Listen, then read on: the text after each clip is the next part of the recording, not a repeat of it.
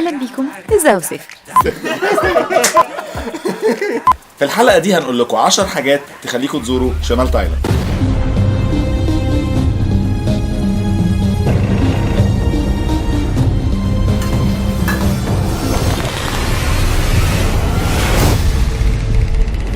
شمال تايلاند متقسم لثلاث اماكن رئيسيه، هما بانكوك وكان شانبوري، تشانغ ماي وتشانغ راي وباي. ناس كتير قوي بتزور تايلاند وبيزوروا بانكوك وبوكيت بس ما يعرفوش ان شمال تايلاند ده فيه حاجات كتيره جدا ممكن تتعمل، واماكن عمرهم ما كانوا يتخيلوا ان هي موجوده في تايلاند، وارخص بكتير كمان من بقيه تايلاند. تاي مساج حلوه انا قلت تاي مساج. التاي مساج، المساج من الحاجات الموجوده في الكالتشر بتاعه التايلانديين، وده اللي خلاني لما رحت تشانغ ماي ابقى انترستد ان انا اعمل كورس في المساج. انا في خلال 5 ايام بس عرفت اتعلم التاي مساج. المواي تاي من اجمد الفنون القتاليه اللي ممكن تتعلموها في اي حته في العالم. احنا رحنا كامب لمده اسبوعين، الاسبوعين دول كنا كل يوم الصبح بنجري حوالي 10 كيلو وبنتمرن حوالي 5 ساعات في اليوم. تجربه حلوه جدا لازم تجربوها، واخر الكامب تلعب ماتش او ماتشين مع الكوتش بتاعك.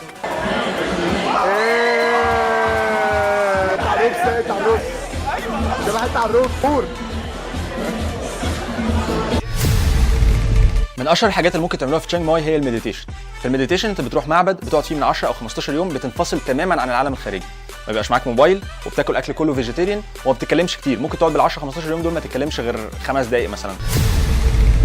على بعد ساعتين من دوشه بانكوك في مدينه كده اسمها كان شانبوري. المدينه دي فيها شلال اسمه ايروين فولز، حاجه كده فوتوشوب، اعملوا عليها سيرش على جوجل وحطوا لنا الصور في الكومنتس. المدينه برده فيها معبد النمور وده قشطه لطيف، وفيها كمان مناظر كتير حلوه تقدروا تتفرجوا عليها هناك. البانجي جامبينج.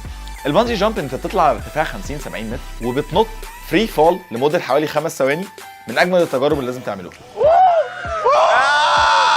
يا سامح يا نجم يا سامح. باي من اجمل المدن اللي ممكن تزوروها في جنوب شرق اسيا، وما تسالوش ليه، هو فعلا كل حد بيروح هناك بيتبسط. ممكن تمشي وسط الحقول وهتلاقي اهل باي نفسهم بيعزموك عندهم ياكلوك ويشربوك وما بيطلبوش منك حتى مليم واحد. في باي انت هتتبسط، روح وهتفرق. ومعنا صاحب الابقار، ايه قولك في مشي البقر؟ جميل. كام بقره دول؟ 19 بقره.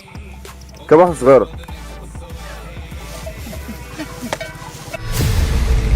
اللونج نيك ترايبس دول من اغرب القبائل اللي ممكن تشوفوهم.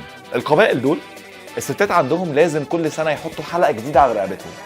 كل ما البنت تكون رقبتها اطول كل ما بيكون مركزها في القبيله احسن. لازم تعدوا عليهم وتشوفوهم. سواقه الموتوسيكلات في تايلاند. سواقه الموتوسيكلات في تايلاند من اجمد الحاجات اللي ممكن تعملها هناك. اولا لان انت بتروح اماكن صعب جدا توصل لها من غير الموتوسيكل. ثانيا عشان سواقه الموتوسيكل اصلا ارخص طريقه تروح بيها اي حته. ثالثا ان الموتوسيكل نفسه وانت عليه بتحس بحريه غريبه جدا، ولازم لما تروح تجربه. اهم حاجه تاخدوا بالكم من الخوذه وان انتوا تسوقوا براحه. وايت ووتر رافتنج من الاكتيفيتيز اللطيفه جدا اللي ممكن تعملها في شمال تايلاند. تروح تركب مركب مع ناس مختلفه وتفضلوا ماشيين في النهر، ميه تجيبكم فوق وميه تجيبكم تحت. انصحكم ان انتوا كلكم تجربوها. كورسات الطبخ، دروس الطبخ. انت قلتي ايه دروس الطبخ ايه؟ وانا قلت ايه؟ الاكل التايلاندي من اشهر الاكلات الاسيويه. لو انت بتحب الاكل والطبخ وعندك 6 ساعات في تشانغ ماي لازم تاخد درس طبخ. الباد تاي من اشهر المأكولات التايلانديه ولازم تتعلم بيطبخ ازاي. كده حلقه النهارده خلصت، ما تنسوش تعملوا لنا لايك وسبسكرايب وتسيبوا لنا في الكومنتس عايزين تشوفونا فين الحلقه الجايه. ويلا ازاي وسافر.